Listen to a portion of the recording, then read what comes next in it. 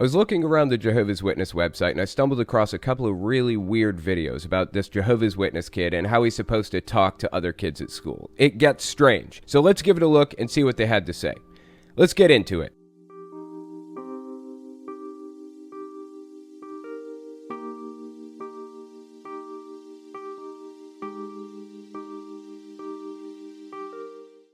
Mum's been working hard lately, but I wish she worked harder for Jehovah.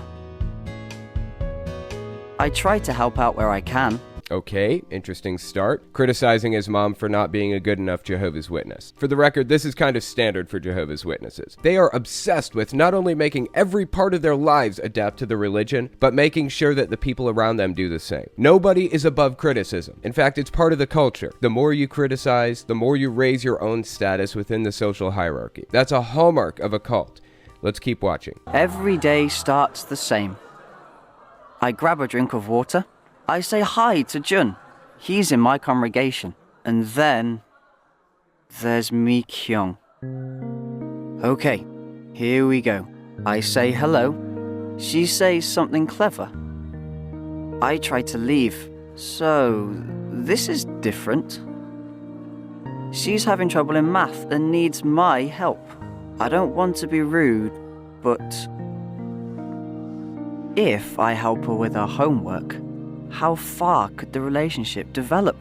Are you serious? She's just asking for help with her homework. How bizarre does this get? This is what it's like to be a Jehovah's Witness. Everything you do, everybody you talk to, every thought that pops into your head, it all revolves around Jehovah. Are you doing what Jehovah's Witnesses want you to? You don't have a mind of your own anymore. And if you notice, the only person the kids seemed to greet and be interested in talking to in the hallway was another kid from his congregation. Jehovah's Witnesses like to pretend they're open and free and friendly to everybody, but being friends with outsiders is heavily discouraged, sometimes outright forbidden. I had friends in high school, and I paid a heavy price for it. I was ostracized by the community, even before I was full-blown disfellowshipped from the congregation. They decided I wasn't good association, so they started shunning me. That is how strict the organization is. That's how strict the culture is. They don't have to be ordered to do anything. They start doing it before they're even told to. And it's all perpetuated by this kind of video on their website. They try to make things look harmless. They try to make it seem like basic lessons that anybody can benefit from. Jehovah's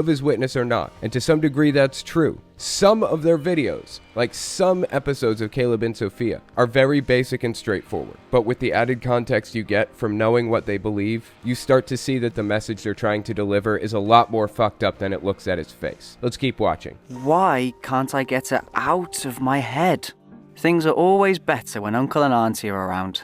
Even Mum makes sure she's home for dinner and broadcast night. Uncle wants to work together in service this weekend. Maybe that will help clear my head. Jehovah must be disappointed in me. Seeing their perspective on this is so interesting and sad. They have a broadcast night where they're expected to sit around and watch the Jehovah's Witness TV broadcast, their latest propaganda. And apparently, just being a normal teenager looking for a girlfriend means you're a disappointment. What a sad world to live in. I lived in that world once. I am so glad I escaped. Let's keep watching. I couldn't take it anymore. It was difficult, but I told Uncle everything. I felt guilty that I knew I shouldn't, but I liked the attention. Are you kidding me? What is there to feel guilty about? You like this girl and she asked for help with her math homework. What's the big deal here? Jehovah's Witnesses really do have a culture of their own. They are completely separated from the rest of the world. They don't want to look or act or think like anybody else in any way. To that end, they change their members' personalities to be clones of each other. They even call themselves slaves to the organization. Imagine living like that. Imagine viewing yourself like that. Imagine what it does to your mind. It isn't healthy at all. Let's keep watching. We read Genesis 39, 7 through 12. I knew the account about Potiphar's wife, but he mentioned something I hadn't thought of before. He told Potiphar's wife, "How could I commit this great badness and actually sin against God?" But why did Joseph have to flee? Joseph fought her every day, but she wasn't going to give up. In her mind, it wasn't a question of if, but when. There came a point where he had to flee. I explained why I was ending the relationship, but she would not give up. Obviously, she wouldn't give up, because why would she think anything was wrong? I'm kind of blown away that they're comparing this to the Bible verse about Potiphar's wife. This is a completely different situation. This girl is just trying to live a normal life and trying to help him live a normal life, and he feels like he's about to lose his life over such a trivial situation. Seriously, that's where the religion takes you. That's what this does to your mind. It leads you to beating yourself up over every perceived trivial indiscretion, things that shouldn't be a big deal. Before we continue, I wanted to mention something. If you like what I do and you want to see me continue to do it, you can support me by checking out my sponsor, Surfshark VPN. With everything going on with me lately, Kylie's health teacher going on the offensive and doxing my personal address and everything else, it should serve as a prime example of why people, most of all me, should take privacy more seriously. There was a point in my channel's history when I used to put patrons' names up on screen at the end of each video. But in case you haven't noticed, I stopped doing that because the type of people who watch my videos need privacy, which is why you should be using a VPN, especially if you come from a destructive cult. I can't possibly stress enough how important it is for fellow ex-cult members to protect your anonymity online. So I choose Surfshark because they support me for one thing. Not only that, but if you use the promo code Telltale, you get 83% off a membership, plus 3 months for free. Not to mention the fact that there's a 30-day money-back guarantee. So if you try it and you don't like it, you can just cancel and get your money back. So support me by trying Surfshark. As I said, the promo code is Telltale. Link is in the description. Anyways, let's continue. You know the last thing she said to me? That I was a coward. But she's wrong. You're never a coward if you run to Jehovah.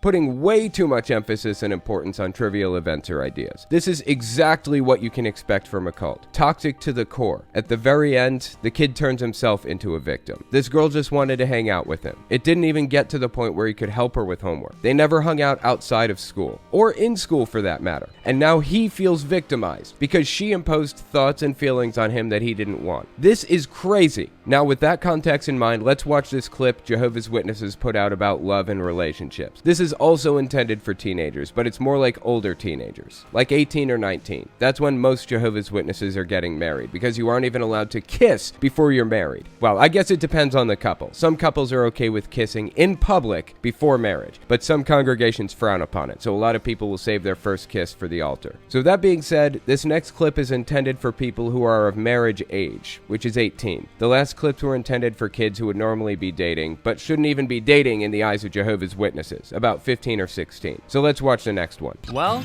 it's finally happened. You think you found the person of your dreams, and now? You're hopelessly in love. Or are you? How can you tell if it's really love? The key is, you've got to learn the differences between attraction, infatuation, and actual love. In case you haven't picked up on it yet, they're about to heavily discourage people from being in relationships at all. The culture is changing a little bit in Jehovah's Witnesses, where they expect you to go to their Jehovah's Witness training facilities, like the School for Kingdom Evangelizers or whatever, for a couple of years before actually getting married. And remember, you aren't even allowed to kiss a girl until you're married. Let's keep listening. Attraction is based on what you see. What is infatuation? Infatuation is not only about what you see, it's about how you feel. You may have romantic feelings, but those feelings can change. And fast. So, how do you know if it's really love? One that will last? Real love grows when two people are kind, hardworking, and share the same spiritual outlook. Okay, so we've covered infatuation and attraction. Check. Now for the good part. How do you know it's real love? Which, of course, is the only reason why you should ever be in a relationship, according to Jehovah's Witnesses. To make babies. Not because you want to explore your emotions for this person, but because you already love them. Let's watch. At 1 Corinthians 13 verse 5, the Bible says that real love doesn't look for its own interests. For example, that guy you like so much, how does he handle money? Does he have to drink alcohol to have a good time? What are his goals? Is he really working toward them? Or is he all talk and no action. And what about that girl you just can't stop thinking about? Who are her friends? And how does she treat them? How does she treat her family? There's a lot to learn about another person. It takes time. So before you get swept off your feet, remember, Attraction is based on what you see. infatuation is based on what you feel. But real love? Is based on what you know. And there it is. Marry within the faith. That's one of the key tenets to the religion. You aren't supposed to be friends with outsiders. Certainly not marry an outsider. You'll lose everything. You lose all your friends and family permanently. They'll shun you. Never speak to you again for the rest of your life. There's some other stuff that goes along with this video, talking about picking out the right person, and ultimately some of the advice they give is sound. Like I said, they try to frame it as advice anybody can benefit from, but it has different meaning when watched by a Jehovah's Witness than when it's watched by a non-Jehovah's Witness. Context is everything for these videos, and that's what makes it propaganda. This is the definition of dog whistling. They try to slip it past, but don't let them get one over on you. It is a toxic religion that does nothing but harm to the people involved. Anyways, that's all I've got for you. Before I let you go, I wanted to mention a couple things. First, if you haven't seen the video I released a while back about the fallout from outing a teacher as a Christian extremist, you should give it a watch. I'm on the run for my life. I had to flee the state after Christian extremists came after me, leveling real direct threats at me. If you want updates about where I am now, check my Twitter. If you want to support me directly, you can donate through PayPal, which is in the description and the pinned comment. You can also support me on Patreon. That's a good way too. And finally, you can check out my Etsy shop. I sell all kinds of cool stuff on there. And luckily, I have a shipping manager, so nothing has changed for the store. We're still taking orders. So give it a look. You might find something you like.